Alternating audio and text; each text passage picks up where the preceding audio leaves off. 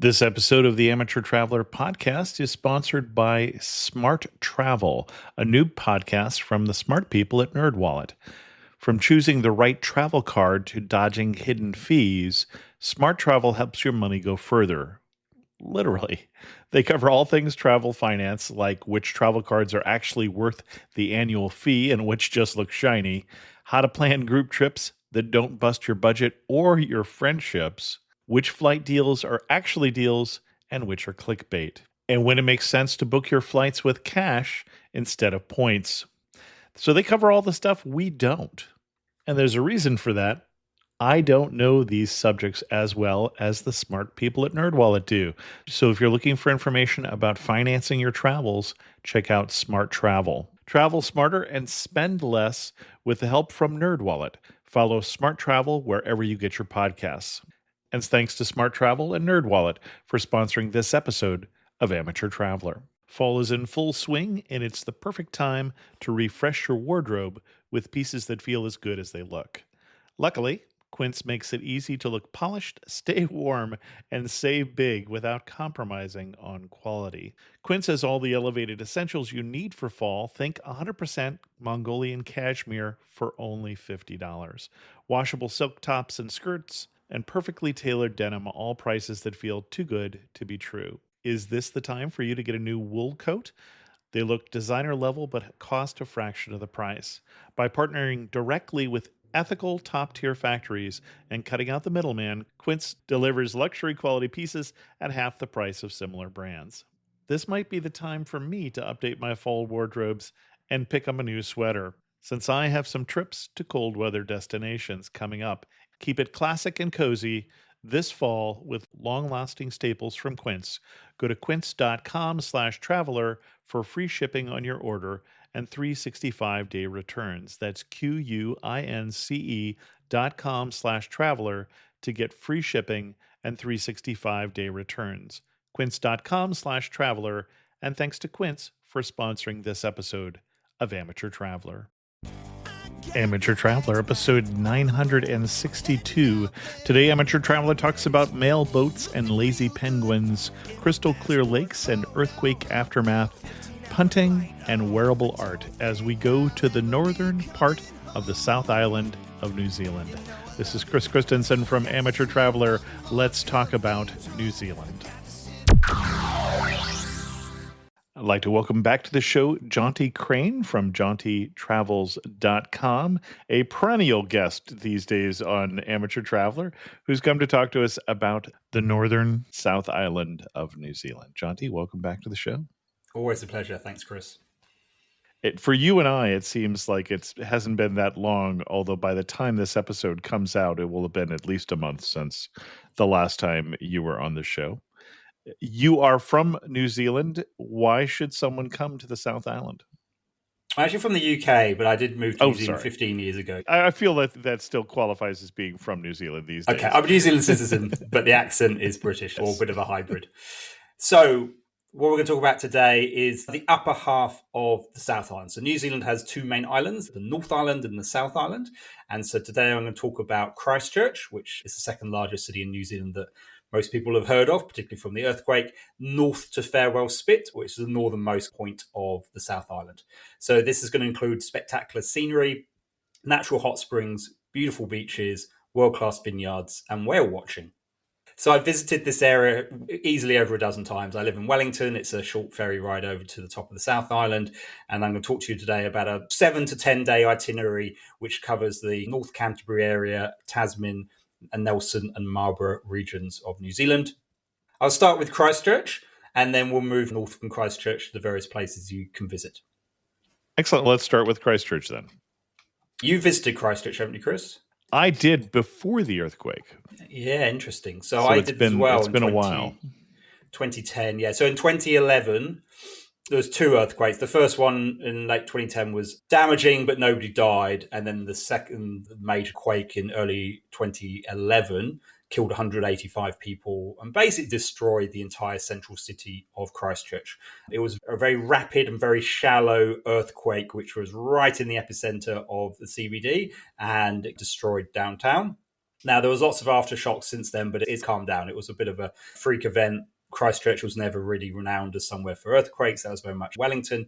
But it's made a huge difference to Christchurch. Obviously, the physical landscape has changed quite significantly, and it's taken a while to recover. But now, nearly 15 years on from the quakes, the place is buzzing. Like, I have to say, of all the cities in New Zealand, Christchurch is the one that is really happening at the moment. Lots of people are moving to Christchurch. Like, people used to leave Christchurch for Auckland, the big city up north.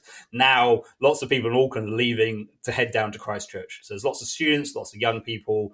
The reason, I guess, is house prices are a bit more affordable, and there's just lots going on. It's quite a buzzy place now. And Christchurch pre-quake was never buzzy. It was quite sleepy. It was quite conservative. So it was obviously a terrible event that happened, but there has been some good things that have come out of it. So Christchurch is a very well-connected airport. It's probably the best airport in the country. And so you can get direct flights there from many parts of the world. And people might pick up the hire car and leave Christchurch to head down to Queenstown or down to Fiordland. I'd recommend spending at least a couple of days in Christchurch. There is more to see than it may appear on first appearance. So Christchurch was designed by the same architect who also designed Adelaide in Australia, who I believe was a British architect. And they had this idea of the garden city. It's interesting going to Adelaide because it does feel a bit like a slightly bigger version of Christchurch, in which you've got a central city square, you've got a river running around, and then around the central business district, there's parks. And so in Christchurch, Hagley Park is the main park. And depending on your metrics, it's regarded as one of the largest city parks in the world. So large amounts of it are for like sports fields, but they're also quite nice areas just for strolling through. And there's Christchurch Botanic Gardens, which are some of the nicest gardens in the country. So that's a landmark or a way to get your bearings downtown. There's also the Avon River, which flows around the centre of Christchurch. And this is very idyllic. You can go punting, if you know what punting is. They do it. I have been punting before. You've punted? I've been punted, I think. I haven't personally punted in Cambridge. In England, I was going to say. So kind of Cambridge, Oxford. I was imagining that. I think it's a bit like a gondola in Venice, but not quite as flash. It's more rustic thing. So the Avon River is a very beautiful piece of water that goes around. It's not a massive river. It's more of a stream in many places, but it makes it a very green and leafy environment. Alongside by the river, they've built a Christchurch Earthquake National Memorial, which is quite a moving monument to visit. It's a little bit similar to the Vietnam Memorial in Washington in terms of it goes down, has all the names inscribed on it of the people who died during the quakes. Now, something that will be new since you visited, Chris, is the Riverside Markets. And this is, as the name suggests, by the river. And it's a really funky, there's about 30 independent food outlets and about 40 fresh produce stalls. It's just a vibrant, nice place to get some food, try different things out, and adds a real bit of buzz to that part of town. There's the Canterbury Museum, which is one of these. Each of the major cities got their city museum, and it's a bit of an eclectic mix of everything. So they've got things from ancient Egypt, like mummies, which feels a little bit out of place on the other side of the world. There are some very good Maori artifacts, Indigenous New Zealand history. And then there's even more recent history, such as the tractor that Sir Edmund Hillary drove to the South Pole in 1958. So there was this famous expedition in 1958 to be the third people to visit the South Pole. So Scott and Amundsen visited in the early 20th century, and then nobody went for 40, 50 years. And then they had this great idea, we'll just drive tractors there. And they were pretty much just like John Deere tractors, I think. And they made a few modifications and they drove them to the South Pole. And so they have the tractor there. And so it's quite an interesting eclectic museum, the Canterbury Museum. Now, I want to say that Scott tried to drive a tractor to the South Pole unsuccessfully in his unsuccessful bid for the South Pole. I don't think it made it very far, did it? It probably sank off the boat, or I don't remember the details, but as I recall, they were high tech where Amundsen was low tech. Correct. He was just get some dogs and we'll get some sledges and we'll go for it rather than trying to think too flash. What was interesting was the British leader of that. We're going off on a bit of a tangent. But there is an Antarctic connection with Christchurch, which we'll get to. So it's not entirely off subject. That's true. This is true. So Fawkes was the British leader of the expedition to go to the South Pole. And he was going from one direction. And Sir Edmund Hillary was leading a group of Kiwis going in the other direction. And the idea was, Edmund was meant to be like the backup, and he was meant to be doing the supply depots, and he had a miscommunication and just went for the pole and beat the leader to the pole. So he was in the bad books, but he was like, I misinterpreted your message. I thought, oh, maybe. So I just went for it. And then, so you can imagine the leader wasn't very impressed with that behavior. Though one of the icons of Christchurch before the quakes was the cathedral, the Protestant cathedral, which is in the centre of Cathedral Square. If you see photographs of Christchurch, if you type in probably Christchurch Earthquake, you'd get photographs of this ruined Anglican church. And that is still, unfortunately, semi-ruined. So, interestingly, after the quakes, the church decided it's going to cost a lot of money to try and repair this building. Like, it's a stone church. Earthquakes and stone buildings don't go very well together. Not so at the all. church decided to demolish it and build something new. And then a whole bunch of atheist architects went for heritage value. And so they basically did a court case and forced them to effectively rebuild it or to repair what is there. So there is going to be a stone cathedral. So the repair work has been underway, say, for nearly 15 years. There's constant running out of money and then stop-start. So it's in a bit of a half-finished state at the moment. But I think it's more evocative that way. So I don't know if, Chris, if you've been to Hiroshima. I have not. So in Hiroshima in Japan, they've left, it's called the A-bomb dome. They've left this building, which was at the epicenter of where the first atomic bomb was dropped, as a memorial. And it's really quite moving to see this. It's a lot more moving than I actually thought it would be when I visited. And so to me, the Christchurch Cathedral is a little bit along those lines, that it reminds you of the devastation that happened as opposed to all the new buildings around post the earthquake. But they did manage to build what they called the transitional cathedral, aka the cardboard cathedral. So the idea was it was going to be, they could very quickly build a cathedral soon after the quakes and get things back up and running. It would be made of cardboard. Now, when you go and visit it, this is not your like toilet roll cardboard tube. This is like high performance, massive cardboard tubes, which are probably 10 meters long and effectively structural beams. But it's quite an interesting design. It's designed a bit like an A-frame, a giant A-frame made of these huge structural cardboard tubes with stained glass. And it's quite a beautiful building. So the Christchurch Transitional Cathedral is worth a visit. The Christchurch Arts Centre was often regarded as one of the most beautiful buildings in New Zealand. Again, it's a stone structure, and it was badly damaged during the quakes, but they've done a lot of renovation and strengthening work. So when you go inside, you'll see all these big steel beams, making sure the structure's safe, and that's a nice place to wander around. And in the Arts Centre, which is part of the university, there's the Thies Museum of Classical Antiquities, which has all these pots from ancient Greek times, which again is a little bit out of place in one of the newest countries in the world, but it's free entry. It's a nice thing just to go and see when you're looking around. Also on the university campus is Rutherford's Den. So Ernest Rutherford, New Zealander, born in Havelock, which we'll come on to a bit later in the podcast, and he won the Nobel Prize for his work on nuclear power. I think the American president recently talked about Americans being the first to break the atom. It was actually Rutherford who did that work. Yeah, that was never true. But no. He's trying to claim credit, but not for the first time. So yeah, you can see Rutherford's Den, which is a very evocative, old school lecture hall, basically, and there's information about Ernest Rutherford's life. So that's worth a visit.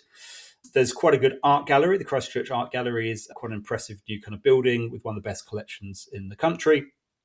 So that's downtown Christchurch. So you could probably spend best part of a day. It's very walkable, very easy to get around on foot, exploring those kind of sites.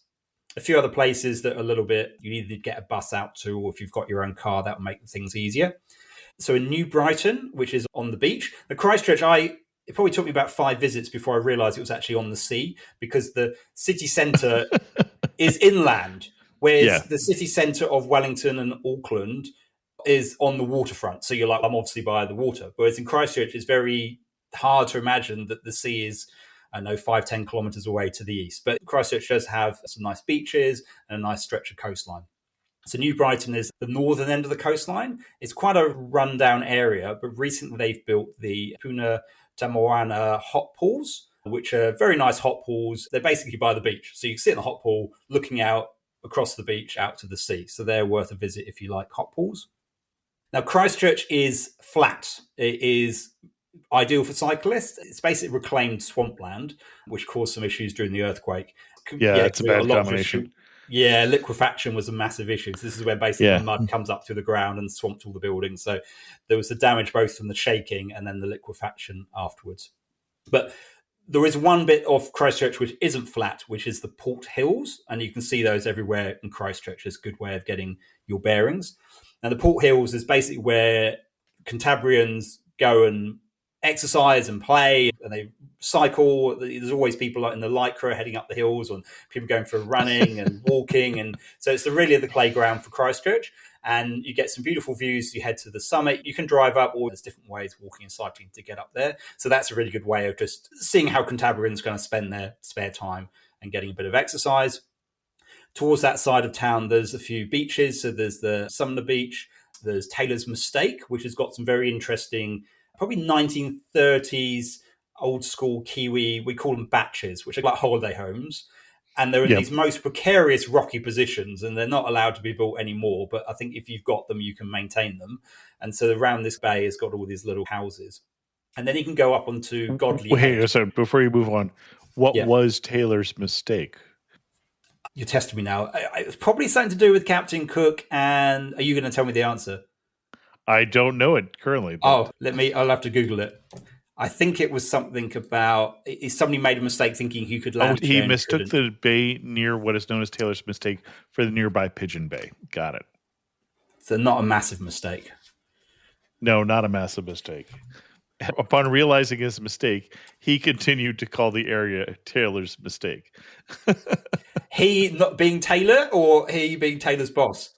He being Taylor apparently called it Taylor's Mistake. All right. Interesting. And just from Taylor's, then you go into Godley Head, which is quite an impressive headland. So Godley Head offers some fantastic views of spectacular coastal scenery. And on top, there was this rather unusual wooden structure, this hut. And I thought, okay, I wonder what that is. So I wandered up, and it's Scott's cabin.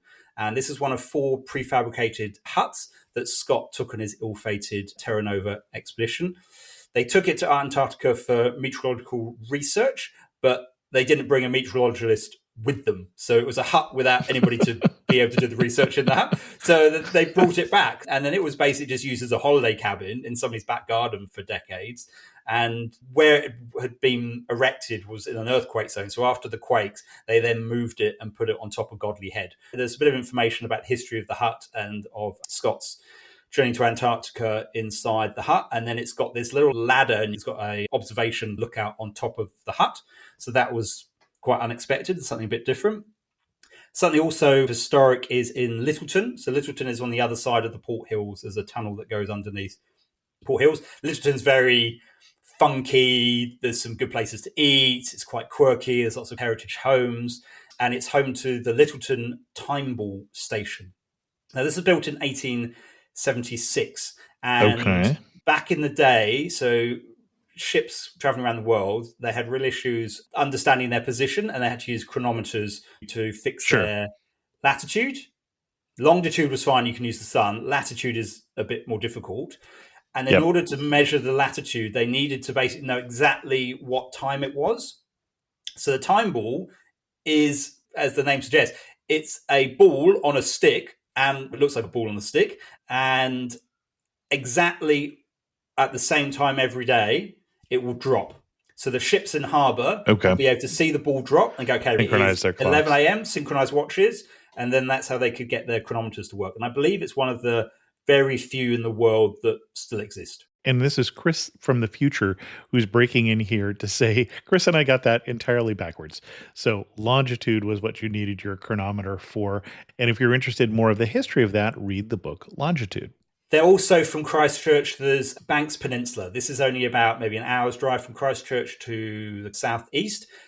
It's a peninsula, but it was the remains of a giant volcanic eruption, which the crater came in and the sea filled in. So it's this beautiful U-shaped harbour area. It was actually originally settled by the French in 1840. So it was run as a French colony for a short period of time before the British really exerted control over the whole of New Zealand. And so it still retains French street names and architecture. There's lots of French restaurants and French bakeries. So it has quite an interesting flavour. There's a very good local museum there. The main wharf is a popular spot. I've been there and seen stingrays and lots of bird life. There's a lot of wildlife around Banks Peninsula. It's a good place if you want to go swimming with dolphins, if that's your thing. There's a few places in New Zealand you can do that, but Banks Peninsula around Kaikōura is one of the best known. And then if you're interested in hiking, there's an amazing hike called the Banks Track. It's a 2 to 3 day hike, and it goes around part of the peninsula. It's basically, I think, 3 local farmers grouped together, and each of them have a section of the track, and they have accommodation. It's huts, but it's quite quirky. One of them's got a wood-fired outdoor bath, which is amazing. Another one is right by one of the largest colonies of blue penguins in New Zealand. Blue penguins, I think they might be the smallest penguins in the world. They're really quite tiny. And they're very lazy penguins. They don't like to make their own nest. They will just find a shed or a building and just nest underneath that. Huh. So one of these farmers has basically set up a whole bunch of nesting boxes for the penguins to use. And so you can do tours, or you can see it as part of the walk. Blue penguins, you go out at night, and because they're nocturnal, and you can see them heading out to sea and back. And they're prevalent around the area. I got up in the middle of the night to go to the toilet, and I nearly trod on one because I'm half asleep, and I'm like, there's a penguin right outside the toilet. Oh, the penguin lives underneath the toilet because it's a bit lazy, and so it's made its nest underneath the toilet. So that was a bit of a strange experience at 2 a.m. So that's a really good track, the Banks Track. And what they can do is they can carry your bags for you, and they can also carry an esky or Cooler. Okay. Esky is actually the Australian term. Eskimo is like one of the brand names, I think, is probably where Esky comes from. So you can put a load of food in there and put some cool blocks and things, and then you can have food along the way. So you can stamp it, you just have carry day pack, and your bags will get moved with you. So the Banks Track is nice. Excellent. Okay. Imagine a way to travel that feels personal, comfortable, and connected, without price tags and the sterile feeling of hotels or short-term rentals. That's exactly what Kindred provides. Kindred is a members-only home swapping network. It isn't a hotel. It isn't short-term rental. It's a smarter way to travel where each stay feels like home. With Kindred, your home is your ticket. You earn credits by hosting fellow members and then use those credits to stay in over 220,000 homes in more than 100 cities worldwide. Each stay comes with white glove service, 24/7 trip support, and $100,000 in host protection, so you can focus on the memories, not the logistics. I haven't had a chance to try Kindred yet, but I have my 5 credits that I'm hoping to be able to use in October. Let me know where you use yours. Apply now at livekindred.com and use code TRAVELER to join for free. Plus, you'll earn 5 nights of travel credit just for signing up. That's livekindred.com, code TRAVELER. livekindred.com, code TRAVELER. And thanks to Kindred for sponsoring this episode of Amateur Traveler. Buying a car in Carvana was so easy. I was able to finance it through them. Whoa, wait, you mean finance? Yeah, finance. Got pre-qualified for a Carvana auto loan, entered my terms, and shop from thousands of great car options, all within my budget. That's cool, but financing through Carvana was so easy. Financed. Done. And I get to pick up my car from their Carvana vending machine tomorrow. Financed. Right, that's what I said. You can spend time trying to pronounce financing, or you can actually finance and buy your car today on Carvana. Financing subject to credit approval. Additional terms and conditions may apply. So that's Christchurch. So I've suggested maybe you could spend 2 or 3 days there, a day or so in the city centre, and then a day or two doing those other things around Christchurch. And then are you going to get back to places to eat? Because you talked about Littleton, for instance, a lot of great places to eat. Did you want to talk about those, or are you going to loop back around later on? There's so many places to eat. So I won't go into specific places. I can't remember the name of it. There was a very good ice cream place in Littleton, but I think I will generally, most of these town cities, so Christchurch's got a good food scene, Littleton's got a good food scene. When we head further up north up to Blenheim and Nelson, they've got good food scenes, but there's so many places you can eat. It's difficult to name specifics. Okay. So heading north from Christchurch, it's about just under 2 hours drive. You'll end up at Hamner Springs. Now, Hamner Springs is natural hot pools. So they discovered these natural hot water springs in the mid-1800s. And then as things happen, there's an enterprising local, he built a shed and some steps into one of the springs. And then over time, the place has expanded. It's now home to, I'm pretty confident to say, it's the largest complex of hot pools in New Zealand. There are 22 different pools to explore with different temperatures and different layouts, and some are adults only and some children can go in, and some get really quite hot and some are a little bit cooler. So there's all sorts of different hot pools you can sit and just relax in. The hottest one is about 40 degrees centigrade, so that's pretty hot. There's also swimming pools, and there's 4 hydro slides, 2 of which have got these figure of 8 shaped rafts that 2 people get into, and then you go down the hydro slide. Sure. I mean, it's not, is it Six Flags? Would the theme There, park? that is the theme park, yes.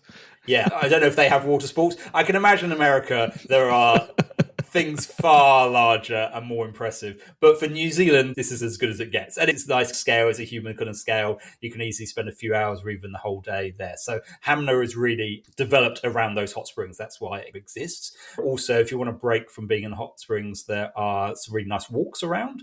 There's the Woodland Walk and the Forest Amble, and they're easy flat walks through the forest. And then Concord Hill is a little bit more difficult. It's fairly straightforward, but a bit more of a hill involved, and you get some beautiful views around. And then if you've got half a day and you're looking for a hike, then Mount Isabel is a great place to go to. So Hamner's, and it's quite an upmarket. It has a little bit of a alpine resort feel about it. Okay. Then from Hamner, if you drive an hour inland, so to the west, you get to Lewis Pass. If you look at a map of the South Island of New Zealand, the most prominent feature is the Southern Alps, which is a chain of mountains which runs pretty much the whole length of the island. And surprisingly, there are only actually 3 passes to get across the mountains that are used. There's Haas Pass at the bottom, there's Arthur's Pass is the next one, and Lewis Pass is at the top. So Lewis Pass is one we're going to go to now. It's beautiful mountain scenery around, basically. So it's a very nice drive. It's probably one of the nicest, most scenic drives in New Zealand. And where the pass is, there's a few walking options. So there's a very nice 20-minute alpine nature walk, which goes through a tarn, which is an alpine pond. If you've got a bit more time and energy, there's the Lewis Tops track, which is a 3-hour hike up into the tops, and you get some phenomenal views from there. Or if you've got 5 days spare, you could do the St. James Walkway, which I did actually last year. It's 5 days, it's a reasonable length, but there's not too much up and down. So it's actually quite achievable by most people. It would be a good introduction to New Zealand tramping. Lots of beautiful scenery, lots of native wildlife. So that's another option from there. And just north of Lewis Pass is the Marlborough Hot Springs, which are a lot smaller than the ones in Hamner, but they're very atmospheric. So basically, you're surrounded by native bush, you're sitting in these hot pools, and you're looking towards the mountains, and it's a much more of a wilderness feeling. So that's quite a good option as well, as a bit of a contrast. And I think there is accommodation options there as well to stay. It's a bit more upmarket. And so, yeah, Marlborough is a nice place to spend some time. And no water slides. Or hydro no slides. Water slides in Marlborough, no, very much. They do have a plunge pool, and I think they've probably got 2 or 3 hot pools, but it's probably adults only, I reckon, yeah. It's a different vibe. So a couple of hours north from Lewis Pass, you reach the small town of St Arnold, which is the gateway to Nelson Lakes National Park. There's many national parks in New Zealand. There are many beautiful places in New Zealand, but Nelson Lakes is a particularly beautiful place. It's mainly there for hiking, and there is a lake, so people do a few water sports. But again, there's hiking for all abilities. There's short walks around the lake. An increasingly popular walk is up to the Angelus Hut, which is a 2 to 3 day hike. Angelus Hut is in this basin, maybe 1,500 meters above sea level. It's a really spectacular setting to spend some time. There's a 4 to 7 day circuit, the Travers Sabine circuit, which is tough but doable and really rewarding. So a couple of hours north from Lewis Pass is the small village of St Arnold, which is the gateway to Nelson Lakes National Park. Now, there are a lot of national parks in New Zealand, and there's a lot of nice scenery, but I think Nelson Lakes is up there as one of the most beautiful of those national parks. And I'd say, actually, most of this area, now heading north from Christchurch, people obviously do visit. There are tourists around. They are popular places, but there's nowhere near the same volume of tourists that you find south of Christchurch. So particularly down in, say, Queenstown and Wanaka and Fiordland and Milford Sound, like those are the ones that's where most of the international visitors will head to. So the areas I'm talking about today are a little bit less well known and a little bit less well visited. You're more likely to see probably local tourists visit them. And so it gives you a bit of an idea for some of the variety and things you can do in New Zealand. If you're doing a first trip to New Zealand for, say, 2 weeks, you might only be spending a day or two in this area. But certainly if you're looking for a return visit to New Zealand, there's some fantastic sites in this part of the South Island which would be worth visiting. This area has some serious winter, so the itinerary that you're describing, I'm assuming, is a summer in the southern hemisphere trip. You can go all times a year, but if you're going to want to do any hiking, yes, mountainous areas in the winter, there is avalanche risk and it's as cold.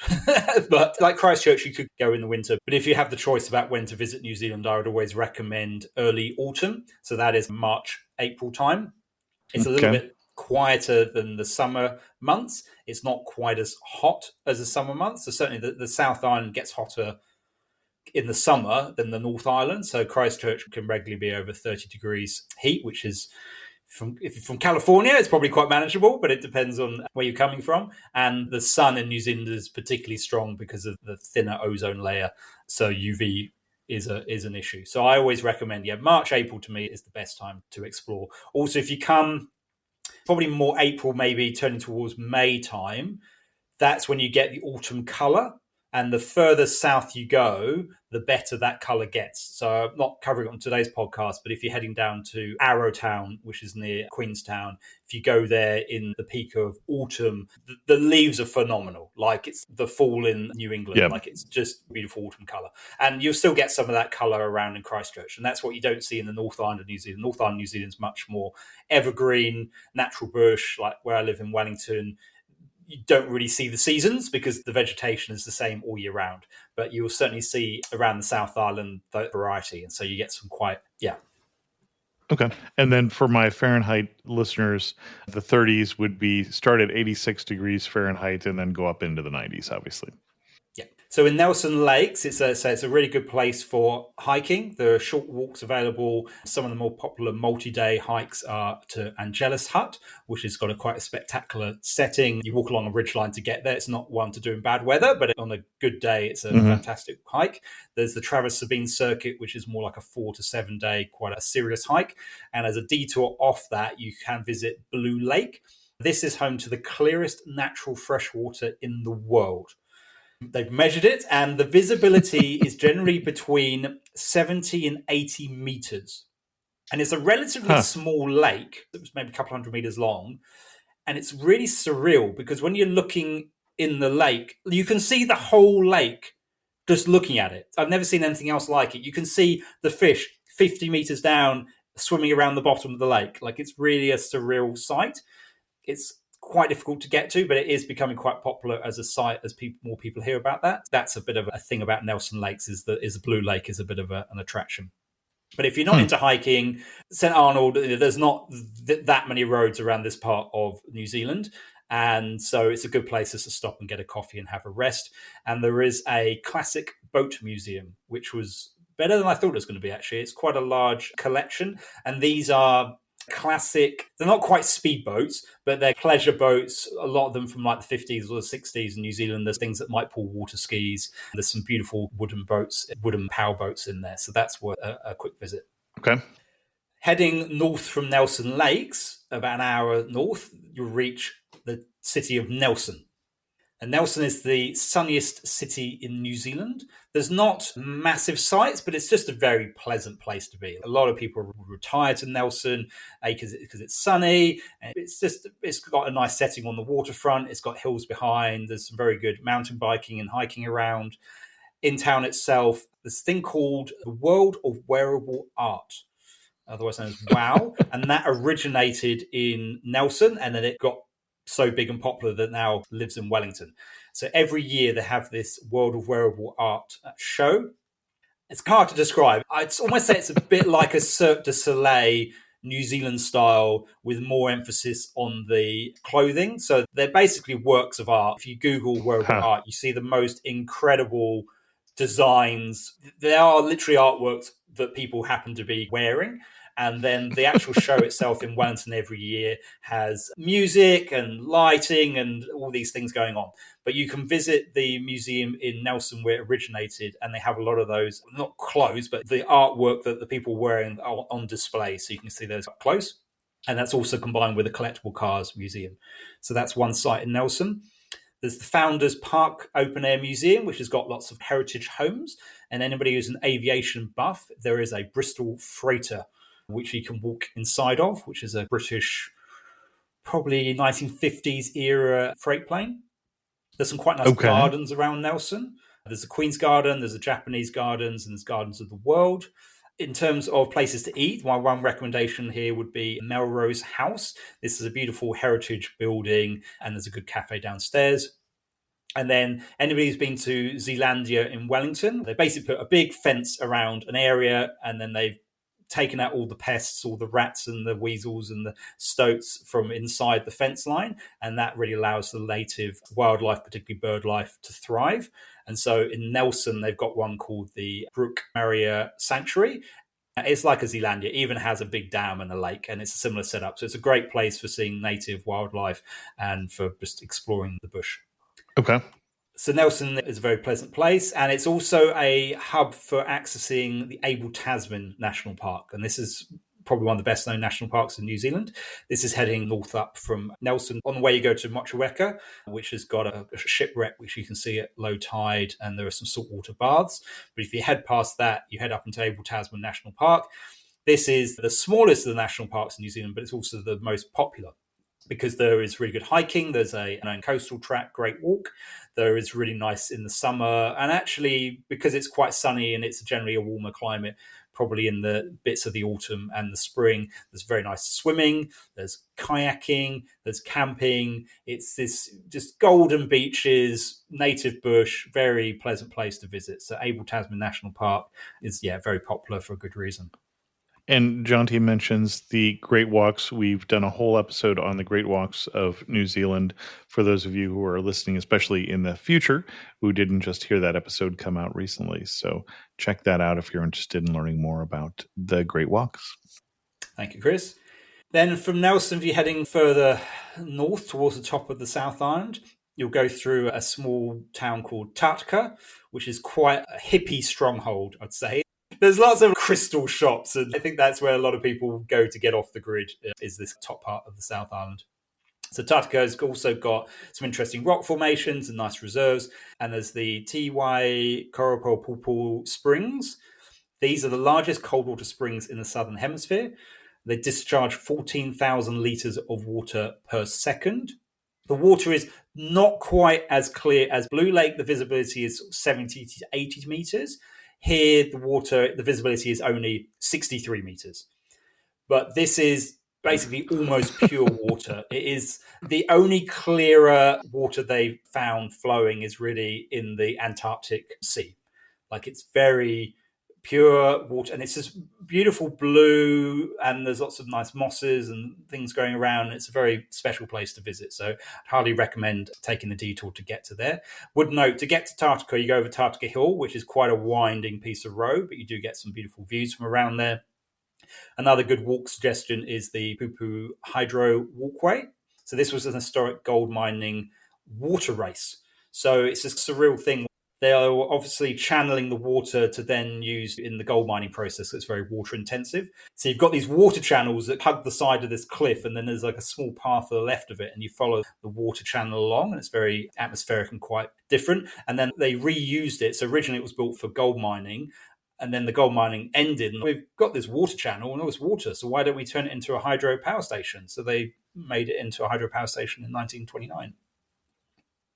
So from Tartka, there's one road. It just keeps heading north to the small community of Collingwood.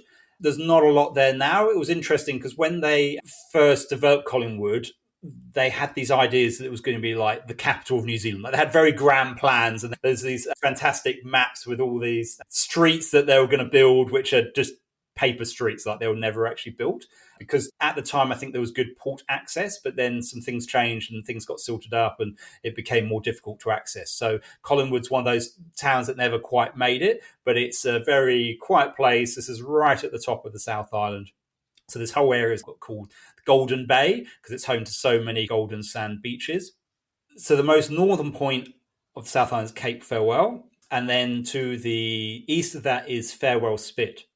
And this is quite an incredible, quite a unique landscape. It's a 9,000 hectare, 26 kilometre long sand spit.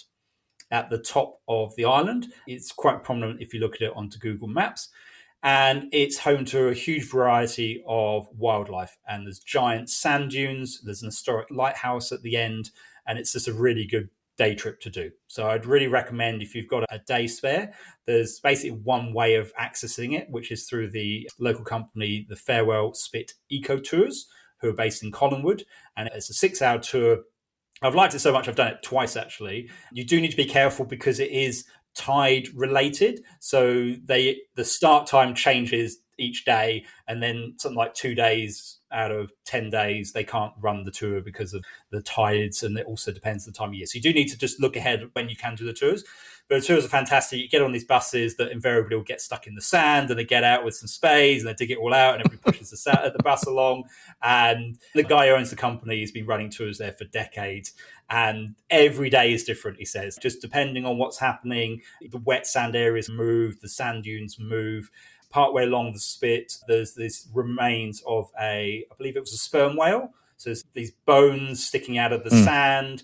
The lighthouse at the end, interesting, when they built it, there was nothing there, and they planted a few small trees 100 years ago, and now they're quite substantial trees, and the whole area is being vegetated.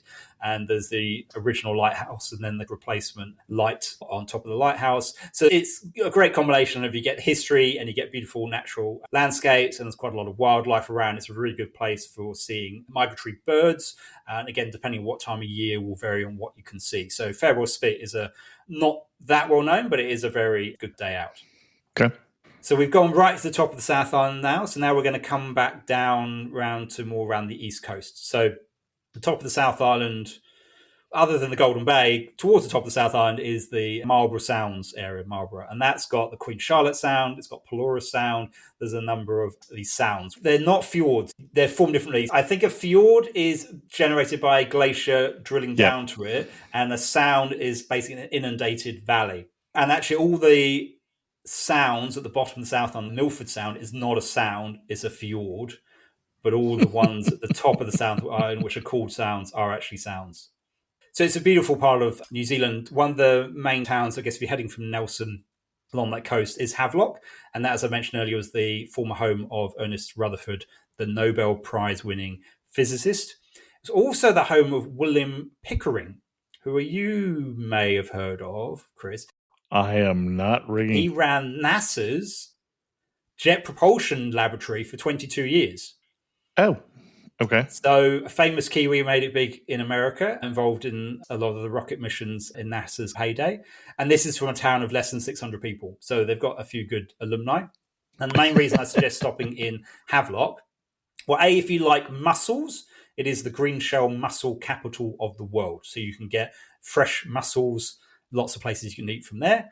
And the other main reason for visiting is this is where the Pelorus mailboat tours start from. So Havelock is on the Pelorus Sounds, one of the many sounds up there. And the mailboat runs, it basically takes mail, but it'll also take food and other things up into the Sounds to some really remote communities. There are people who basically have their own island, who are just living on these either islands or isolated peninsulas.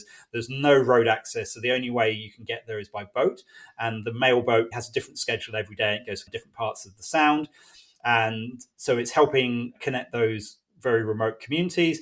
And it's a really nice tourist attraction because they give you a commentary. You understand a bit about the history of the place. The scenery is spectacular. Like, I've been on quite a few boat trips around New Zealand. I think the Pelorus mailboat was the one that really stays in my mind the longest. It's not a particularly big boat. It's not a particularly commercial activity. It's just a really nice way to get out onto the water on a nice day and see some of the scenery.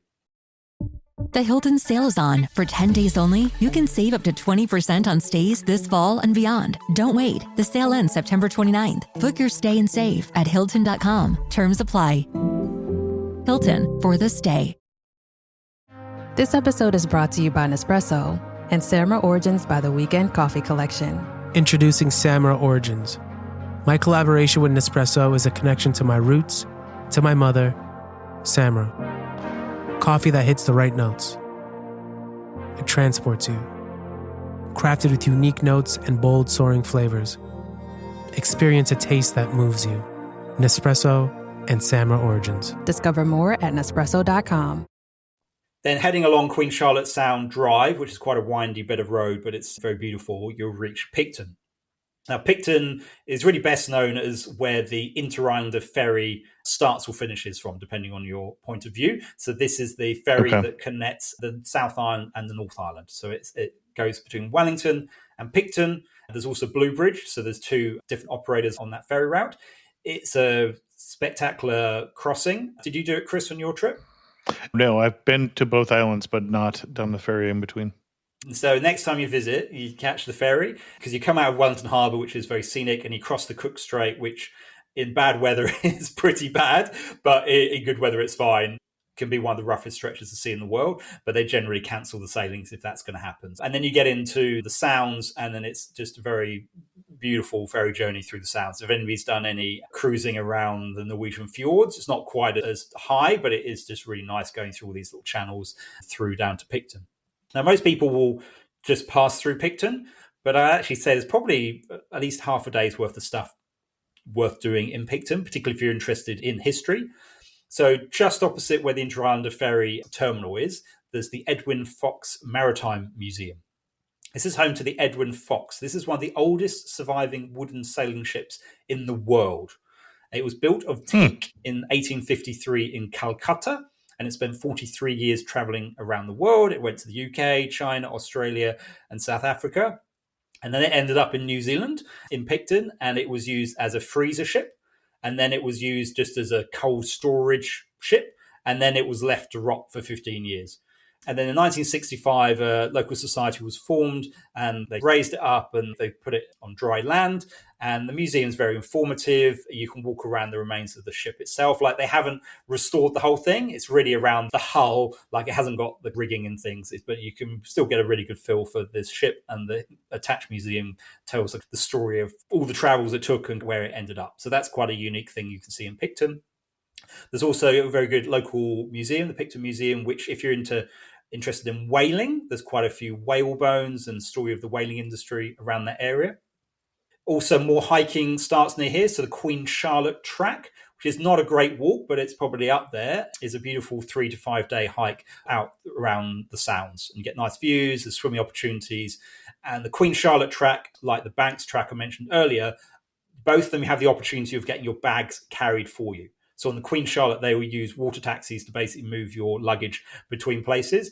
And on the Queen Charlotte, there are campsites, but there are also some quite nice lodges. So if you want to do some glamping style, you can get your bags ferried to the lodge, and then you can stay in the nice lodges. You can also mountain bike it, and so that's quite a good thing to do. And where the track starts is a place called Ship Cove. This is where Captain James Cook spent quite a lot of time. So he had lots of fond memories of Ship Cove. That's where he would anchor up during his, I think he went there several times, and he would get fresh water and restock. And so there's a big memorial plaque to there. So it's interesting to spend some time where Captain Cook spent time. So heading south out of Picton, it's only a 20-minute drive down to Blenheim. Blenheim is world famous for vineyards. Now, I don't drink, so I can't provide too much advice, but for people who do drink, if you see on your bottle of New Zealand wine Marlborough, chances are it's come from Blenheim, around Blenheim. It's, especially when you fly from the air, all is vineyards as far as you can see. And a lot of those vineyards have got very nice wine tasting programs and potentially nice restaurants and places to eat. Now, as well as the wine side of things, the main attraction in Blenheim, and Chris, I think when you visit next, you'd love to visit this place, is the Omaka Aviation Heritage Centre. Now, you may have heard of a gentleman called Peter Jackson. Now, he was the director of the Lord of the Rings movies and the Hobbit movies and King Kong, and he is one of the wealthiest New Zealanders. And he's obsessed with a few things. At the moment, he wants to bring back the moa, which is an extinct flightless bird. So that's his pet projects. But he's also really interested in aviation history, and particularly World War One. And so this place was set up to basically house his World War One plane collection. And I've been to a lot of places around the world. I've been especially around Europe and been to aviation museums, and the collection there is probably better than anything I've seen anywhere. If you think of any plane that you can think of World War One, they will have Sopwith Camel, they will have examples of them. It's got, I think, the largest collection of artifacts that belong to the Red Baron. who was the famous German ace who shot down 80 planes in World War One. And then there's then they've expanded it to World War Two, and they've got a huge range of planes from World War Two, including Russian planes, like the things that you don't normally see. It's got an even-handed collection. When I go to the Imperial War Museum in London, it's obviously quite British focused. Been to the Air and Space Museum in Washington, it's very US focused, but this is very much planes from all around the world, and some quite unusual ones that you wouldn't necessarily have seen in other collections. And the best thing about it, it's got this amazing collection, it's got very good information. The way they display the planes. So most museums, it's a big shed and they put the planes inside, and that's what they've done. What they've done here is Peter Jackson co-owns Weta Workshop, and they do all the special effects for the movies. So what they've done is they've taken the planes and made these amazing dioramas to display the plane in. So there's one example of a plane it's basically crashed into a tree, and so you've got this World War One biplane stuck in a tree, and the pilot's hanging down off a tree branch with his parachutes all got caught up, and they've all got very realistic mannequins. The Red Baron is a scene of when the Red Baron's plane crashed, and there's a whole bunch of British soldiers went to basically loot the plane. So you've got these mannequin models of these people fighting over things from his plane and trying to take off the insignia, and so every thing is displayed to put it into context. Again, I haven't really seen that anywhere else, and it's a really fascinating place to visit if you're into planes. I am, and it does sound great. My wife was less impressed, but I was like, I've been there a couple of times. I think it's a fantastic. If that's your sort of thing, if you're into aviation heritage, then Blenheim should be on your itinerary. Actually, from Blenheim, you can drive back to Hamner Springs, I mentioned earlier. There's an inland route, which is called the Molesworth Station, or the Molesworth Route. Now, I was thinking about this last night. You may not actually be able to take a rental vehicle along the road because it is dirt road, but it depends on the agency, and it probably depends on your insurance package. And I'd recommend getting a four-wheel drive because it is mostly dirt road. But the scenery is incredible. It's a very dry and arid landscape. It's home to the largest working farm in New Zealand because it's quite extreme climate conditions. It's used for beef grazing, but it can't grow crops there. It's just a bit too dry and arid. The landscape, to be honest, I felt I was back in Bolivia. It's very dry, arid, impressive landscape around the Molesworth. And so if you've got a Kiwi friend, you can borrow their car. It's a 6-hour drive from Blenheim to Hamner, and it is quite spectacular, but probably about half of it is on dirt road, so it can be quite a bumpy drive. And then we're coming into the home stretch now. So it's coming down the east coast of the top of the South Island. It's very impressive coastal scenery in terms of the road. So the main highway basically goes right by the coast. And on your left, if you're driving south, you're highly likely to see New Zealand fur seals. There was a number of seal colonies along the way. And during the Kaikōura earthquake, so in 2016, there was a very large earthquake in Kaikōura. It was the second largest earthquake in New Zealand since European settlement in the 19th century. The only strongest one before was in the Wairarapa, which is just north of Wellington, which was 1855. So it was pretty much the largest earthquake anybody had felt in New Zealand. Thankfully, it was in one of the more remote parts of New Zealand, so that east coast along top of the South Island. There's basically Kaikōura town, which is about halfway long. And this is about, say, 2.5 hours north of Christchurch. There's really not a lot else around there. But the quake was so strong that Wellington, which is hundreds of kilometres north, got quite badly damaged. A lot of the earthquake issues we've got in Wellington date back to 2016 earthquake. So you can visit Kaikōura. So I guess the two main reasons for visiting Kaikōura is it's interesting to see the earthquake. So if you're into geology, you can see there's a coastal walkway that goes around this peninsula, and you can see the uplift. The land came up 5 or 6 meters, and you can see the photos of before and after, and you can see, all this stuff was not here 10 years ago. So there's quite an impressive landscape you can explore on foot. The main reason people come for Kaikōura, though, is it's one of the best places in the world to go whale watching. Sperm whales are the main reason to see them, but you can also see other sorts of whales, orca, fur seals, and dolphins. There's only one operator who operates in the area. I think they've got spotter planes, and you can do scenic flights so you can see the whales from the air. And then you've got your boats going out. And so there's a very deep water trench near Kaikōura, and so a lot of the whales come to feed in that area. So then you drive south down into Christchurch. So that's giving you a bit of a flavour for what you can do in the top part of the South Island. terms of getting around, public transport as ever in New Zealand is a bit limited. There are intercity buses that will go to most of the main towns and cities, but it will be difficult. They probably run once or twice a day. You could do it to get between, I know, Christchurch and Nelson and Picton, but if you want to stop off at some of the sites on the way, that's going to be difficult. So generally, most people would hire a car. There's lots of car hire options in Christchurch.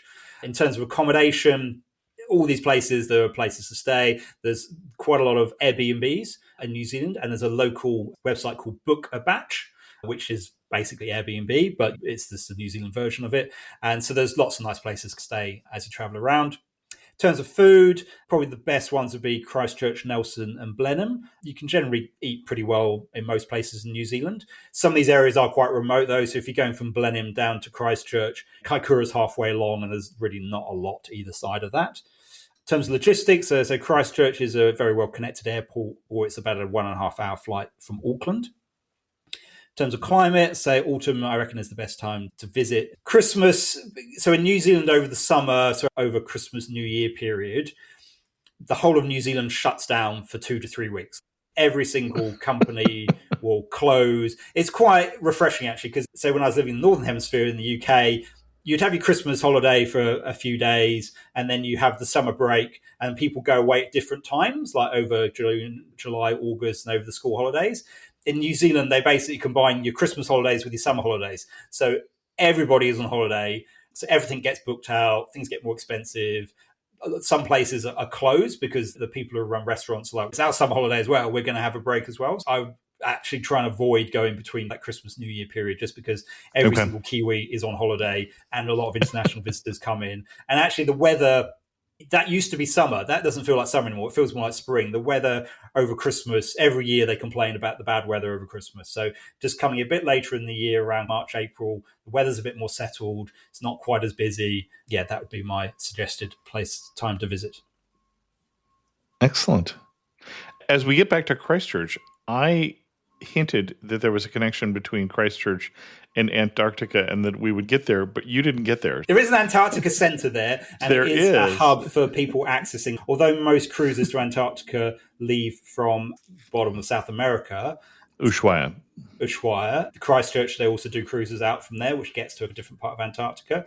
And I believe the US Antarctic program is based out of Christchurch. They've got quite a lot. Yeah, a lot of the scientific work goes out of Christchurch, and there is the International Antarctic Center. And we visited that when I was in Christchurch with my kids, and we quite enjoyed it. So if you're interested in the southern continent, it's a great place to learn a little more about it. See, I've not visited Chris, which is why I did that. I figured. It's surprising, actually, because there's Lyttelton Harbour is the main harbour for Christchurch, and that's where Scots ships left from, or they stopped there for a while. And actually down in Dunedin as well, I think was maybe their final stop before they headed south. So yeah, there is quite a lot of Antarctica history connected to the South Island. Yeah, not just history. I think that a lot of the McMurdo and things, I think, as I recall, resupply through Christchurch, not through Ushuaia. But I could be wrong about that. And also the New Zealand-based Scott base, which is very close to McMurdo, would be resupplied from the same place. Yeah. Excellent. Before we get to our wrap-up questions, anything else we need to know before we do this itinerary? No. All right. You know the wrap-up questions. You're standing in the prettiest spot in all of this part of New Zealand. Where are you standing, and what are you looking at?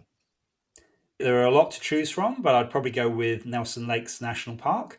Just a beautiful combination of pristine, very clear water lakes, impressive mountains, native bush. Yeah, I like hiking, so that's my happy place. Yeah, I think the love of hiking came through in the itinerary, even if people haven't heard that other episode we did on hiking in New Zealand. One thing that makes you laugh and say only in the South Island of New Zealand. So I think particularly in this part of the South Island, towards the northern area, so the Marlborough area, there's so many homes that are only accessible by boat. And when you take the ferry into Picton, or if you come down the Plura Sound or the Queen Charlotte Sound, there's all these little houses scattered on the side. And you're like, how does anybody? Yeah, they must have like jetties or wharfs or ways to access it, but they're very remote. Like you couldn't probably walk from the house because they're surrounded by thick bush. So basically, they live on the water. And there are some other places in the world like that, but it's quite interesting to see. Excellent. And if you had to summarize the northern part of the South Island in just 3 words, what 3 words are you going to use? I'd say spectacular, varied, and accessible. Excellent. Accessible. Interesting. Pretty much every day. You can hire a car from Christchurch. You can do the itinerary I talked about. Yep. If you want to get to some more of the remote bits, you might need to use your legs. But the roads, apart from the Molesworth, the roads are all sealed. It's very much developed world. There's nice places to stay, to eat. I'm probably comparing it to places like Timor-Leste, which are not that accessible. But which was another great episode that we did earlier in this year. Thank you. Got it. Excellent. Our guest again has been Jonty Crane from JontyTravels.com. Thanks so much for coming back on the show and sharing with us your obvious love for New Zealand, and this time for the South Island and the northern part of it. Always a pleasure. Thank you, Chris. This episode is sponsored by Friskies, who would like to tell your cats hi. Now, if that didn't get your cat's attention, there is one thing that always does the trick. Just pour some Friskies crunchy food in the bowl and you'll hear those paws come running. Works every time. With so many Friskies choices, you can always bring your cats running from their secret napping spots. There's always more to explore. See for yourself at friskies.com or visit your local store. How do you top your love for your cat? With a cascade of decadent savory gravy over a mouth-watering mousse pâté. Fancy Feast gems. 2 gourmet pâtés in one convenient pack. Simply peel and plate to reveal a pyramid shape that makes eating delightful and pamper her with an experience as extraordinary as she is. Turn the everyday into the extraordinary with Fancy Feast gems. Thanks again to the patrons of the show who help support Amateur Traveler financially. Right after this comes out, I'll be meeting with the patrons of the show for a monthly Zoom call. I hope you can join us. If you're interested in learning more, go to patreon.com/amateurtraveler. I get an email this week from Jonty talking about a different episode, not this one, obviously. And that was the episode recently we did on budget travel to the Galapagos Islands. He said, I enjoyed the latest episode of the Galapagos Islands. It brought back memories from when I visited in 2016. I went on an intrepid travel tour, which they no longer run, which was land-based in Puerto Ayora on Santa Cruz, but with boat trips out to a number of islands. I'd agree with Michael's recommendations, particularly Tortuga Bay and Las Grietas.